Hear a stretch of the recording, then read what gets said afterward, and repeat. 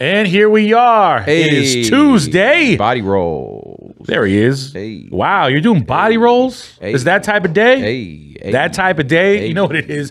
It's the Hot Box Podcast. My name is DJ E-Rock, Box Kev. Hello. Man, here we are. Another day, another Another podcast, another episode. Tuesday. Another beautiful week has went by. Another beautiful week ahead. Mm-hmm. You know what I mean? Positive energy, positive results. Got 24K Goldn on the show. That's dope, man. Bay Area's own. Man, yeah, and it's crazy because we were just talking about this off like air. We're like, yo, you know, he's one of those guys that blew up without really like conquering home first. Yeah. Which is like, you know, most artists typically, you know, they kind of start out locally and they're doing shows, they're doing, you know, whatever they're doing out there, you know, handing out mixtapes or, you know, doing local radio and all that.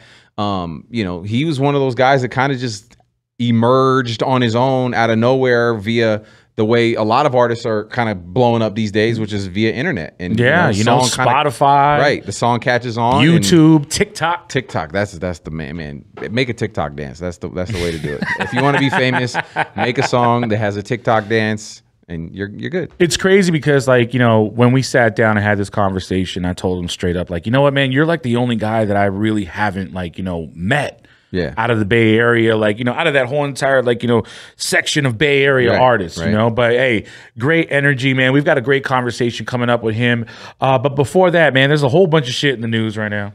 Monkeypox, bro. Just when we thought we were fucking finally done with all of this fucking madness and another day, another virus. Another day, another virus, man. And yeah, monkeypox is the newest wave or the newest scare tactic that is out there. What exactly is monkeypox, though? I don't know what it is. I know what it looks like, and it doesn't look like anything you want to fucking contract. It looks like you got lesions and fucking big fucking blisters or herpes, if you will, like on your body, on the outside of your body. And this is the thing, though. Like, how do you catch it, though? They don't know like directly if it's like a skin to skin thing, if it's like you just touch somebody, or if it's like an aerial thing, like with COVID, where it's a ventilation or breathing thing. There's still a lot of unknown about it, but we do know that the first case has been confirmed in the United States.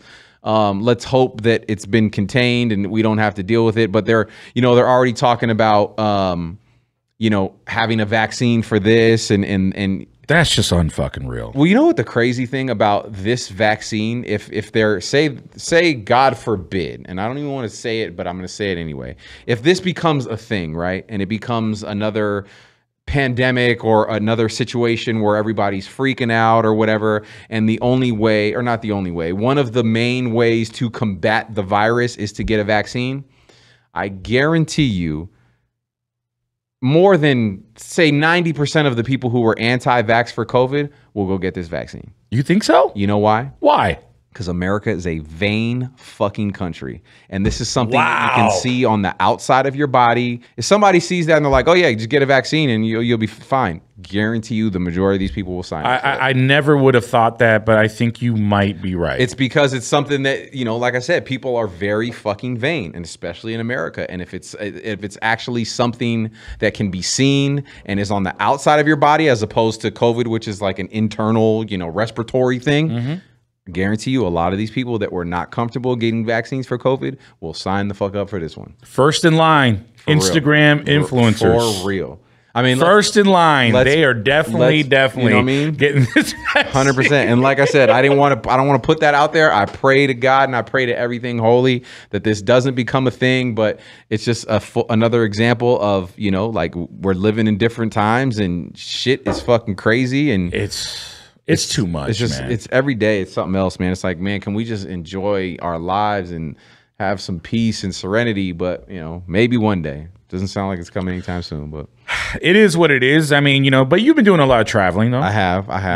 So I mean, you've been on airplanes, and but since we're talking about the subject of viruses, do you wear a mask on a plane still, even though they struck down that mandate? This is like HIPAA information. You know what I mean? This is like it's not HIPAA. I'm just asking. Do you still wear a mask on the plane? I don't. And the reason why I don't is because with a mask, it's like you either wear it always or you don't wear it. You know what I mean? Like you can't pick. It's like if you're gonna have sex with condoms, you can't pick and choose when you're gonna use them. You either use them or you don't. You know what I mean? Like you can't just play. Otherwise you're playing. We have a lot of friends that I'm not gonna call. I'm not gonna call anybody out, but yes, we have a lot of friends out there who are definitely a lot of people that roll the dice for years. Let's just say that. All right. But you know, I don't, because again, we're in so many places now where you just don't wear a mask that I feel like it doesn't make sense. I'd be kind of contradicting myself and being a hypocrite if I was like, oh my God, I have to wear it on the plane. And like, you know, like we were talking off the air, if you're going to wear a mask off of a plane, it's actually probably safer to wear it on the plane, because the planes have the same HEPA filters on the plane that hospitals use to filter air. So, you know, it's at least healthy, clean air, where if you're at a restaurant and you just have your mask off and you're eating, there's no filters there. You're just, you know, you're sitting around fucking maskless, raw dogging it. You know what I mean? It's true, you know. But what's crazy to me is that now that we no longer have to wear masks on planes, I don't know what it is. But I don't know if it's me mentally, if I have selective hearing or whatever. I feel like I get on the plane and I just hear a million people coughing. They're congested. They're sneezing. So I continue to wear a mask on the plane. Which is fucking crazy. E-Rock will wear a mask on a helicopter to EDC, get off of the helicopter and take his mask off and go into a festival with 193,000 people, maskless. No fucking sense. I don't get it. I don't know, man. It's just you know, I guess it's like, you know, the proximity of like how close you are to somebody. Like, yo, I had a guy behind me that was coughing his brains out. Like literally the whole entire flight back from Chicago the other day. And I was like, it could be COVID. It could be emphysema. Who knows? Like, yo, no mask or whatever. I had my mask on. It is what it is, you know, but I feel like, you know, I get it. It was just situational at the time, you know? So most of the time, like, yo, when I hear like, you know, a kid coughing like behind me or whichever, and they're not covering their mouths or whatnot, I'll put the mask on. I mean, you know, I get it. You know, like I said, it's. I mean, at EDC, you're outdoors, but granted, I do understand, you know, how it looks, and it sounds like a. You know, I look crazy. What about inside the club? Well, there's no one in my DJ booth. Nah, but you still be walking around. And, no, I don't. I'm not very antisocial. I'm not gonna out you, but I got pictures. Oh, get out of here, man! I got video and photography. There's no one in my DJ booth. There's hardly anybody, because I'm very antisocial and I'm a big dickhead when it comes to people in my DJ booth. If I don't know you, I don't want you. No, 100%, and I get it. You know? But again, like, it's one of those things where like I'm not anti-mask. I still continue everybody to do whatever they feel is best for them. What makes yourself? I mean, do what makes you feel safe. And if the government tomorrow was to say, hey, you know what, we're wearing masks again, I'd be totally fine with it. I wouldn't fight it. I mean, it is what it is. But you know, you can't pick and choose when and where. It's either you do it or you don't. That's just my thought process on it. You know, call me crazy, call me, you know, whatever. But that's just my thought process. You know, the other day, I remember I got off of. I didn't get off. What was it? I took a town car to the airport in Chicago, and I had the mask on because I was about to enter the Uber? Airport. No, not in the Uber. But you know, I was about to. You know, walk through the airport. You know, I had just been around, like, you know, a ton of people. And I remember my driver goes, hey, man, you don't need to wear a mask anymore. I was like, well, you know, I know, but I'm doing it because I've been around a lot of people. He said, well, I don't have COVID. And I was like, how do you know I don't? Yeah, that's true. You know, you just never know. No, you don't. You never know. So it's more of a respect thing for me. Like, whenever I do wear the mask or whatever, like, you know, especially if I've known I've been around like a fuck ton of people, like I'll put that thing on, you know, and I don't mind it. I mean, you know? You literally just got back from EDC yesterday, and I'm fucking 2 feet from you, so. You might have a point. Yeah, so thanks for the respect. I appreciate it. Hey, we'll know in 2 days. It shows how much fucking E-Rock respects me. We'll know in 2 days, buddy. Yeah, exactly. Nah, it'll be fine, man. Like I said, like, you know, I encourage people to continue to do whatever makes them feel safe, and, you know, hopefully we can fucking finally get over this shit. Yeah, man. You know, we just want peace of mind. That's it. That's it. All right, 24K Goldn. I'm excited for this. He's on the show. Let's take it to the Bay Area one time. Let's do it. It's the Hot Box Podcast. E-Rock, Box Kev, 24K Goldn right now. Man, we got a lot in common. I know. So I feel like this interview has been long overdue. Yes. You know what I'm saying? Not only are you from the Bay Area, like myself, you are from San Francisco. Yes, sir. Proper in the city. 415 area code. You know what I'm saying? And that's why I feel like this conversation is very special. You know what I mean? And you know, this is a good moment, and finally we get to meet. Yeah. You know, and I know that we have a lot of mutual friends, especially from back home. Like I remember before doing this this interview, I was talking to Big Rich. Oh, you know Big Rich? Come on, man, dude. I've known Big Rich since like the Fully Loaded days. Yeah. Man. You know what I'm saying? Jay Valentine. Like that's like one of my best friends right there. So like, you know, I was like, man, yo, I got to start it off right. So here we are. Here, man, live and direct, or not so live, but definitely direct.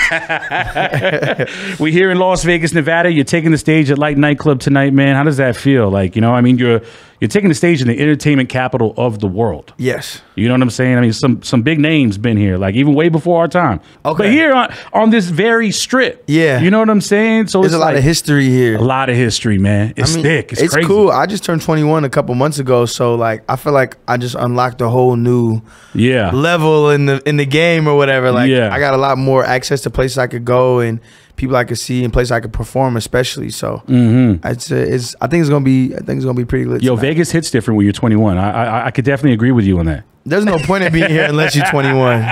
What am I gonna do? Go to Circus? Oh man, yeah.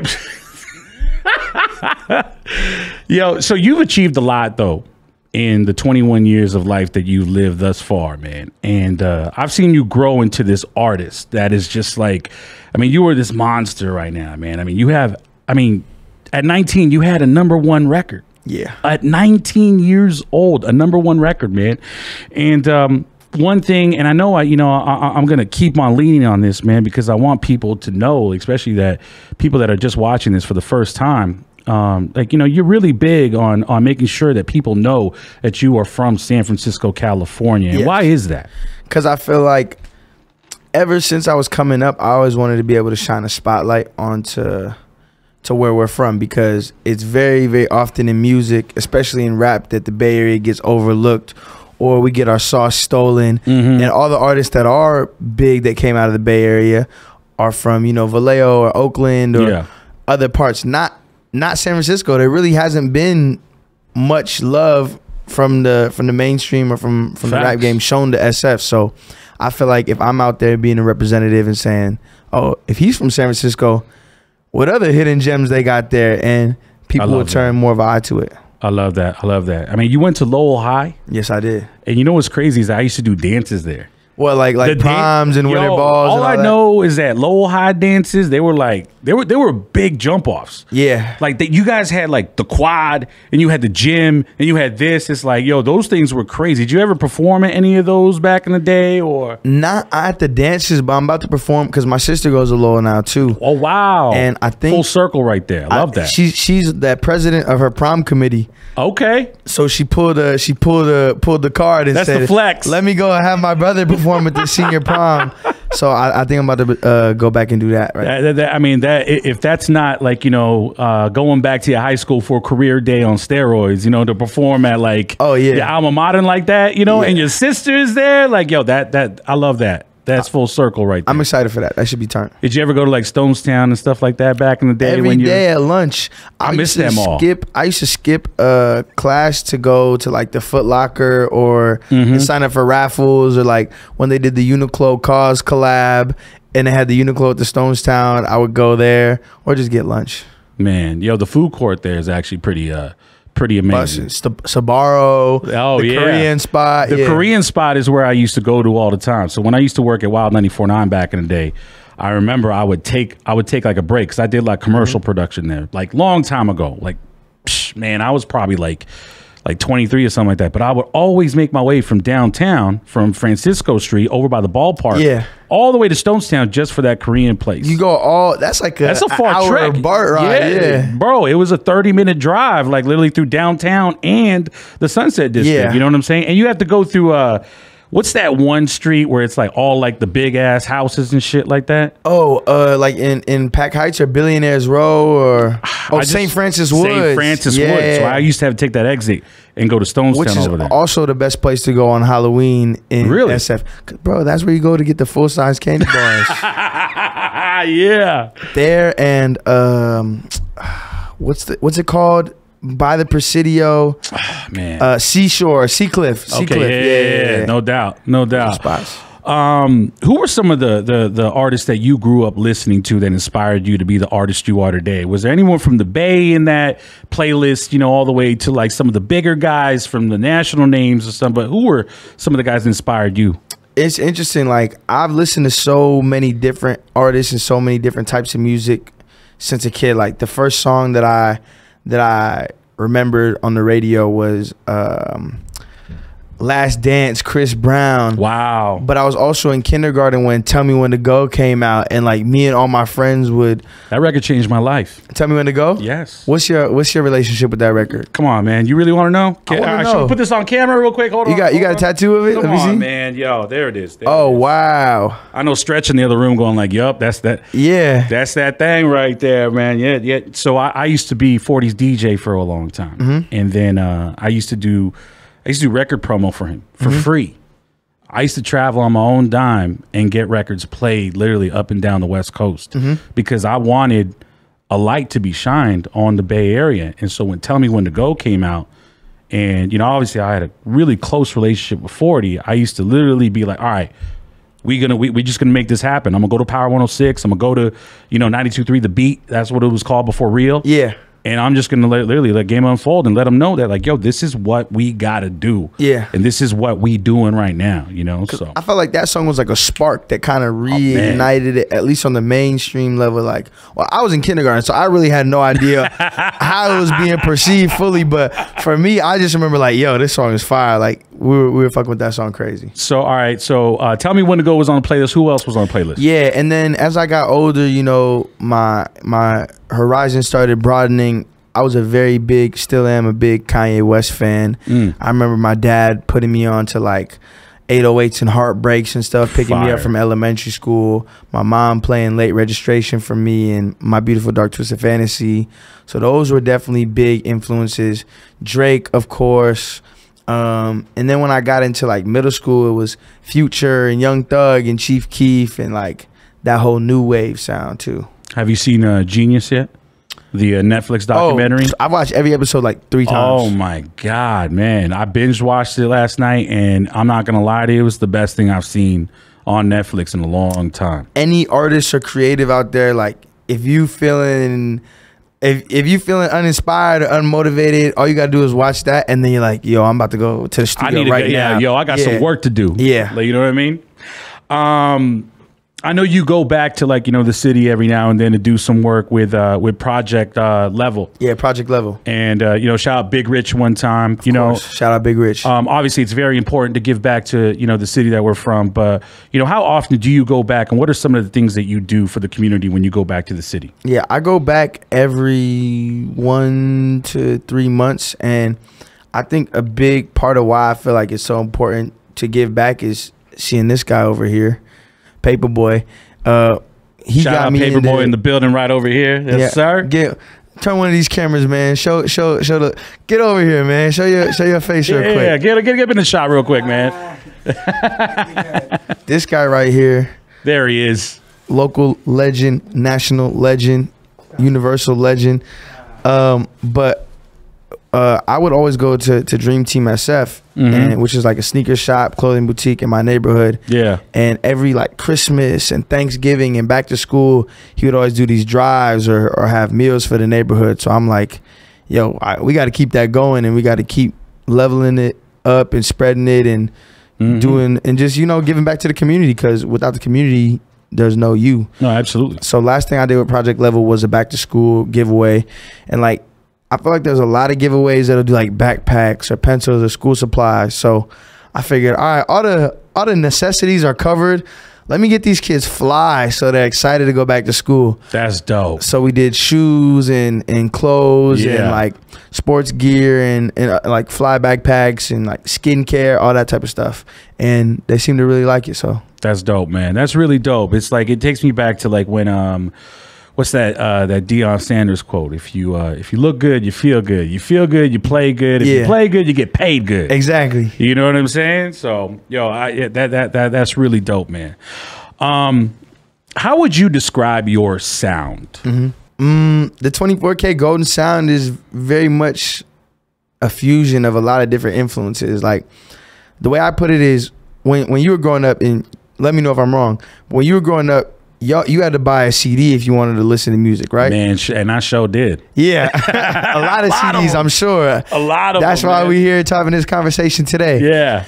But that kind of made you choose, right? Because if you're going out to the store and spending $15, $20 on a CD, you can't listen to everything. You can't go get the rap CD and the rock CD and the pop CD and the funk CD. You kind of had to like pick a side more or less. Like, all right, I'm gonna get this new rap album, or am I gonna get this new rock album, or this or that, whatever. So with our generation, we never had to make that choice, because even before Spotify, you could bootleg it or go on YouTube and download it to your MP3 player or whatever it was. And I think that gave me personally a lot more styles and sounds and regions. A broader spectrum, pretty much. Yeah, a lot more things to take in and give me perspective and give me inspiration. So I've listened to rock music. I've listened to rap music from the 80s to today. I've listened to funk music, soul music, even like electronic in some ways. So I don't think about genre when I'm making music. I'm just thinking about like, yo, what's this melody gonna sound like, and what beat is it gonna sound fire on? And from there, the rest is like up to God. That's dope. That's dope. You're putting me on game right now. Like I never thought about like, you know, like how I used to consume music versus how today and whatnot. Obviously I have, you know, I mean, I pay attention to Spotify streams and Shazams and stuff like that. But then again, I was like, damn, I really did have to choose. Yeah. If I wanted to get, you know, a BBD CD or something like that when I was like, you know, like 8 and 9 years old or something like that, I had to like make that decision. Yeah. And you had to like literally, it was like picking like, you know, your favorite child. Yeah. You know, like, damn, I got to go with this, but I kind of want to get everything. You know what I mean? But for us, it was just a click of a button, a couple presses on the keyboard, and you could do whatever. Listen to whatever. Do you feel like the Bay Area doesn't get its fair shake in the game? Yeah, I think it's not all, you know, the media or whoever you perceive to be in control of that stuff. It's not all their fault, and it's not all our fault either. I think it's just like a lot of talent in the Bay Area gets overlooked in the Bay Area because we got this tendency to just push the same kind of sound, or like be hesitant to trying new things or to be different or separate ourselves from the pack. That's why you get a lot of Bay Area artists that kind of sound the same. Yeah. And those that are sounding different, they don't really get love in the Bay Area, so they got to go somewhere else to get that love. So I think we got to do a better job of supporting people that are willing to stick their neck out there and take a chance and take those risks. And I think when that happens, and we're, you know, still staying true to our roots, but fucking with people that are on some new shit too, that's the combination that's going to make people start paying attention. You know, and I've seen in other interviews and stuff like that. I mean, you go back to the city pretty often. Yeah. How would you describe San Francisco today versus the San Francisco you grew up in? Bro, that shit is crazy because it's different every time. Yeah, I feel literally since I left for college, every single time I've come back, I'm like, that wasn't there. Yeah, this restaurant wasn't here. Like where did this Salesforce tower come from? I never thought that was gonna be finished. So it's been crazy, and it's definitely a little bit sad because the city that I knew and that I call home is not the same as the city that I grew up and was my home for the first 17 years of my life. So for sure. It's definitely bittersweet, and gentrification is at an all-time high, I feel like there, but I'm happy that it's not all the way gone yet. It's like I could still go to Beep's Burgers, or I could still go to La Taqueria. That sounds so amazing. Right? El Farolito or something like that. Bro, jeez, that's right by my house. Yeah, I always would go there. Yeah. Oh my God. Big 49ers fan, I take it? Big 49ers fan, big Giants fan, big Warriors fan for sure. So let me ask you straight up, man. Jimmy or Trey? That's above my pay grade. I just wanted to see, because I feel like that's like the big topic of like you know, discussion when it comes down to you know, the 49er football. I DJ for the 49ers, so I can't dig into that also. But I will say this though, man. I think that Jimmy Garoppolo really did dig us out of a dark period. For sure. I mean, come on, let's just be honest, man. I mean, you know, 2 words, Blaine Gabbert. You know what I mean? Yeah. Like, come on, man. Like, I think the fans don't give him a fair, you know, shake for what he's done. But we got like, I feel like 49er fans got a tendency to throw out the quarterback as soon as they like fuck up. Like from who's before Colin Kaepernick? Alex Smith. Yeah. Everyone was loving him, and then he started, you know, wavering, and it was like, all right, put Colin in. And then it was like when we kind of had that Super Bowl situation, it was like, all right, now Jimmy's the truth. So it's just you know like what though, why I think that cycle. is because, like, you know, the 49ers have always been strong with quarterbacks. Joe Montana. True. Steve Young, like, yo, those are hard names to like. Some big shoes to fill. Really big shoes to fill. You know what I'm saying? So it's like, you know, and I think that's like the culture of why, like, you know, Jimmy is in the position he is right now with the fans. Yeah. It's like, yo, like, you know, if you're not Joe, like, what are you even doing here? Yeah, you know, but hey, whatever happens, you know, happens. I mean, obviously, there's a lot of talk about, like, you know, you recently did a couple of things with the 49ers. And how did it feel, though, you know, to be from, you know, that area and working with the most storied franchise in the NFL? Yo. Especially back home. You know what I mean? The only thing that could have made that moment sweeter was if it was still at Candlestick. But yes. To be able to, like, that was the most people I think I performed for at that time too, if it was before outside lands. But I've never performed in like a stadium like that, fully packed out, like whatever direction you look, there's 10,000 people there. Yeah. And I don't know, man, it was just, I really felt the love in the hometown love. And I was very appreciative of that moment. I brought my dad and my sister to the game, that too. Had to be amazing. We were all in the box, just chilling. It was cool. Obviously, we're here in Las Vegas, Nevada right now. Yes, sir. You just turned 21. You know, do you see or do you foresee, like, any more Vegas trips, like, you know, in the future, now that you are 21 years old? You know what I mean? If they paying me, I'm showing up. Let's talk about the 5 things you love about this city. I don't know if you've experienced it enough yet, but what are some of the things that you love about the city of Las Vegas? So this is probably, I think this is only my second time here, but so I might not be able to name 5, but I'll try my best. It's all good. I love, because I'm here to make sure that you can name 5 by the end of this trip. So all right, that's I promise you that. I promise you that. All right. So I like the food. Like, y'all got like a million restaurants in every casino. Yeah. So there's a lot of options, and I'm like a big foodie, so that's a plus for me. You get some brownie points for that. I like the shopping as well. Shopping's amazing here. A lot of exclusive like stores and stuff like that, or even like in the designer stores that you might find other places that'll have like exclusive Vegas drops. So I like that. I think that's the only 2 things I like so far. Man, you've seen the women out here, right? I ain't seen the one. Well, you ain't seen the one. Yeah. That's a bar right there. I like that. Well, you know, there's a lot of them out here. Yeah, well, tell them to come meet us at the Light Day Club. They are, and pull up to my section. They're more than welcome to come. I've seen other interviews, and you talked about this as well, man. You are a big sneakerhead. For sure.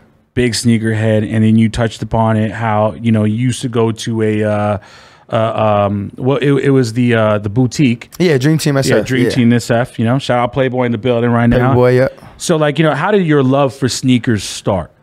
Cause I was in like 7th grade, and this dude in my English class had came in wearing the Concord 11s. Okay. And this was what, 2011. I think they dropped. What, the breads were 2012. This was 2012. The breads were about to drop, but he had the 2011 Concords. And I never seen shoes like that with the patent leather and the translucent sole and the carbon fiber. And I was like, yo, what are those? And he was just like, oh, these are the Jordan 11s.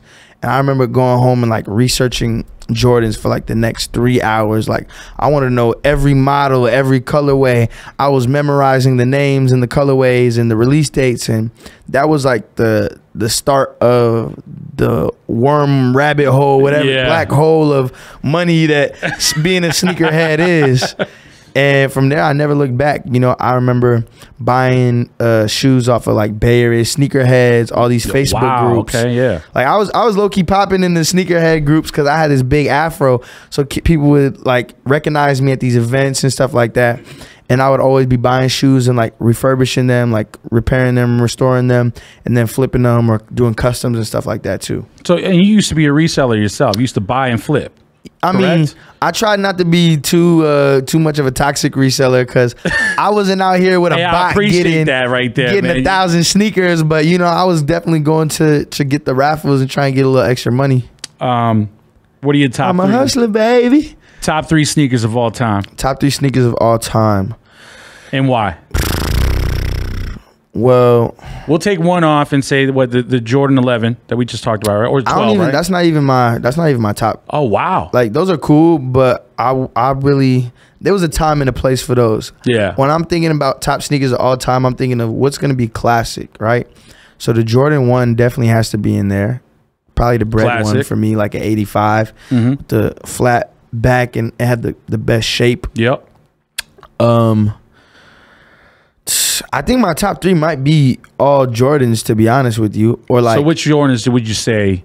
So your top 3. The bread ones. Okay. If we're talking about sneakers, the white cement 4s. Fire. Probably the black cement 3s. Those are all classics. Black cement 3s are fire. Yeah, if we're doing top 3 Jordans. Mine would be. I'm definitely so. I fell in love with sneakers when I first seen Franzen walk into KMEL when I was 16 years old. And he had a pair of all white Air Force Ones. Yeah. I always go back to a pair of Air Force Ones no matter what. So I would say that's my number 3. That's a great pick because you could wear those anything. You go back in time, you can wear those. You go ahead of time, you can wear those. Facts. You can wear them now. Number 2 is I'm a Jordan Bread 4 guy. Okay. And number with the Nike Air on the back? Yeah, with Nike Air on the back, of course. Number 3, I would say definitely a Jordan 1 Royal. Okay. I remember I went through hell just to try to get a pair. Yeah. And I remember I was I think I bought a pair on eBay and they were fake. Oh, you got played. Oh, I got played. You know what I'm saying? So I remember I was just like, all right, this is not right. They don't fit right. This and that, man. Like, you know, that's part of the game. I feel like you're not a real sneakerhead if you ain't been got at least one time. And I've definitely been got, like, you know, and that was early in my sneakerhead days. Yeah. You know what I mean? Like, I was so mad. I was so upset about that, man. I was like, Jesus Christ. Charge it to the game. That's all you could do. Yeah. Do you see yourself owning like your own sneaker store or maybe venturing in that like down the line? Because I know that like, you know, you are an entrepreneur as well. Yeah. You know, on top of being like, you know, a musician and whatnot. So, I mean, I love sneakers, but that would not be my business project of choice. What would be? I want to go probably do something global, have a brand, or like really producing movies and TV and film. Okay. I think that's where I could thrive the most because what is music at the end of the day? Storytelling. What is movies and TV and film? Storytelling. And I feel like that's one of my God-given talents. So if I could do that visually, I just co-directed my first music video last week and I'm super excited for that to come out too. Really? Yeah. Wow, I love that. Speaking of music, you know, Mood, you know, and I don't mean to go back too far back. I know that Mood was one of the biggest records of all time, right, that we've heard, especially during the time where like people were in the house and whatnot. I remember I was hearing it everywhere. Yes. Everywhere. Life had to change pretty dramatically after that, right? I mean, you would think, right? But it felt like a delayed reaction, like a lag in like a video game or something. Cause really, think about this. When I dropped that song, it was August 2020 in the middle or beginning of the pandemic. So it's not like I'm going out to the club and doing these songs. It's not like I'm going on tour and doing these songs. Even if I did go outside, it's not like I'm getting recognized because we all got masks on and there's like 3 people in the street. Yeah. Period. I remember in LA, if you like are a real car enthusiast or a real driver, that was the best time because you could just get on the road and like all the freeways would be empty. It felt like I was in. It was like Carmageddon. Remember that was like a term. Like, yo, there's no cars out here, man. Yeah, but that was fire for me because I like love driving, so it was like a video game. But yeah, for the most part, my life didn't change that instantaneously. It was a lot of like just chilling in the crib, working on new music, doing hella interviews and Zoom like, interviews, virtual. Oh my God. So how does it feel like doing like a in real life IRL interview right now? I mean, this shit is fire. Like this is why I'm doing music, to go to new places, talk to interesting people, do shows, like not to just be on my laptop answering the same 17 questions back to back to back to back to back. Like I really like this real life shit the most. So I feel very blessed that I could experience this now. I love that. I love that. That's right, ladies and gentlemen. 24K Goldn is in the building. Can you let them know where they can find you? Let them know how they can tap in. Yo, if you want to tap in, all you got to do is go to whatever social media you fuck with the most. Type in at 24K Goldn, Goldn, no E. That was already taken when I picked my rap name. Stay golden. Great guy right there. I like it. I like it. A lot of good stuff there. Oh, dude, tons. Especially like how he got his inspiration to like mold his sound today. That's tight. That blew my mind. That is. Because I mean, a lot of artists don't, you know, they don't even know just the records that were like, you know, 15, 20 years ago. Like they didn't grow up listening to Biggie or even Pac or something like that. But him, you know, he listens to everything. So that's kind of cool. Like, and it's a generational thing, right? Like, you know, the generation today has access to everything. Because if you go on Spotify, true, you know, I mean, you have access to rock, hip hop, dance music, anything, everything. Back in the day, like, hey, like, you know, if me and you decided to be rappers back in the day, we had KML, Wild, you know, so it'd probably be a little bit more limited. Yeah, you know what I mean? It wasn't on demand like it is now. You could literally, you know, you could do a huge amount of research in an hour on Spotify or Apple iTunes or whatever the fuck. But yeah, that is dope, man. I like that. That's a cool little moment for him. And the fact that he's still young and just coming up. I mean, young, like, guy just turned 21, right? Yeah. Said this is his first time in Vegas. First time. I mean, that's always a special. First time. That's always a special kind of trip right there. Your first trip to Vegas, you don't necessarily know what to expect. And it was his first time performing in Vegas too, so that was really big, right? You know. Do you remember your first time in Vegas? I do. I didn't. My first trip to Vegas, I was like probably in my early 20s. So I didn't do like the whole come to Vegas like on my 21st birthday kind of thing. I was at the radio station at the time. It was me, Big Von, Scotty Fox, Julie, who was our old program director, Michael Martin's assistant. I can't remember who else was all on that trip. I want to say I was probably on this trip. I can't remember, honestly. It was so long ago. But yeah, we stayed at the Palms. Had a fucking blast. Didn't really know, you know, what was what out here. I was just like kind of overwhelmed by like all of that Las Vegas has to offer. But yeah, we had a really fucking good time. It was a real fucking good time. Did you walk up and down the strip with a tall glass? Because I knew Vaughn used to love doing that. Vaughn is Vaughn loved walking the strip back in the day. Vaughn was definitely the guy that would go to the frozen margarita stand and get the $32 fucking 82-ounce fucking hourglass. I'm sure he did because that was just kind of our thing. But now you know what was our jam was that we used to go hit up. There was a 24-hour cafe inside the Hard Rock.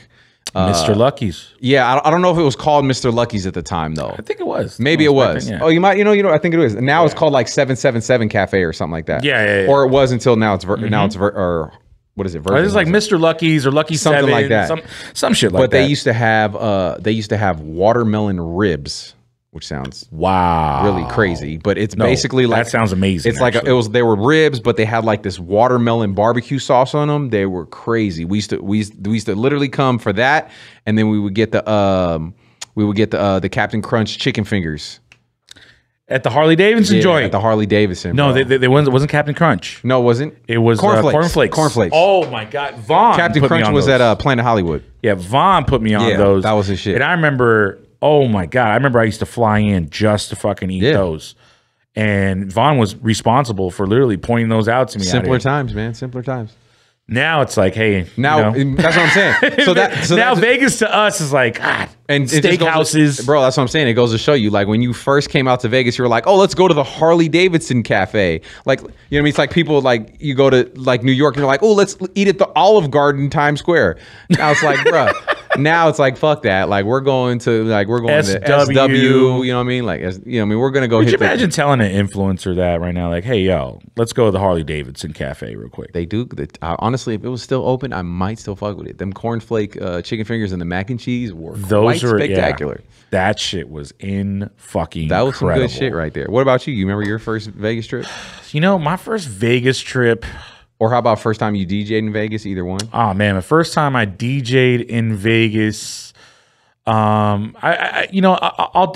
tell this story. The first time I DJ'd officially in Vegas, like fully promoted, real casino, it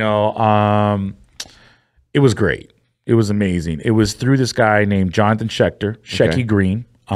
He is actually the one of the founders of the Source magazine. Oh shit! Okay. Yeah, him and Benzino. No. He sold it to Benzino. Oh no shit! Okay. Yeah. Oh, so he was really early on. Yeah, he's really early on. So Jonathan Schechter, founder of the Source, he had a thing out here called the Game Girls or game recordings and stuff like that. I don't know if you remember a single that came out with Eminem and Royce the 5'9". It's like Bad Meets Evil. Yeah, this is what happens when Bad Meets Evil. Yeah. So that was his record. No shit. I met him while I was on KMEL way back in the day when they were working that record. Right. Me and Vaughn, we played that record, religiously. Obviously, Vaughn, huge Royce the 5'9" fan, huge M fan, whatever.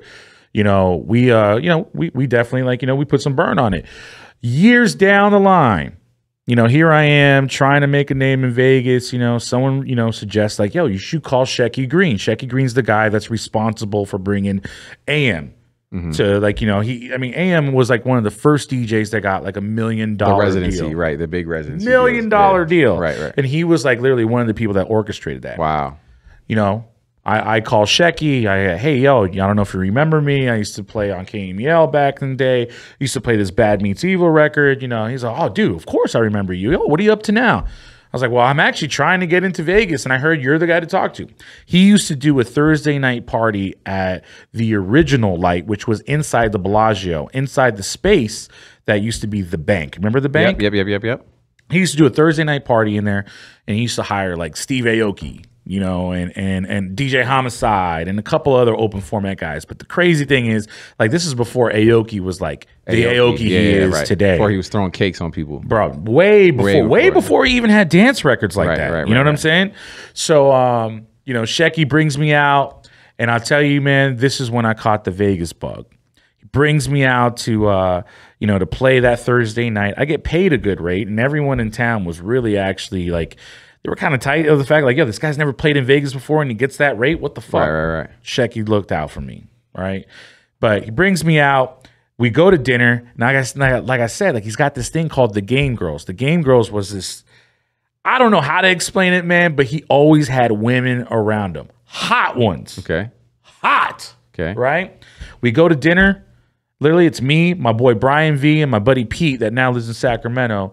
And then literally we go to dinner. It's us and like 20 women. Now, mind you, this is like fucking, 16 years ago? Right.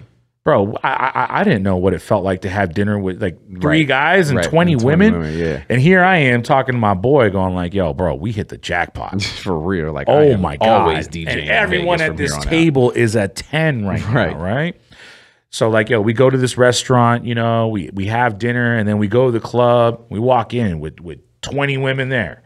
And I'm just like, dude, this is unreal. Like, this can't be fucking Vegas. This can't be real life. Right. Bay Area, there might be 20 women in the entire club. So this is a big, this is a big change for us. Like, I'm talking about 2010s, bro. Wow, that's fucking 2010s, dimes, So we walk into there. I had the best time of my life. And I remember I played on a mixer that had like no fader on it and shit like that. It was all knobs, bro.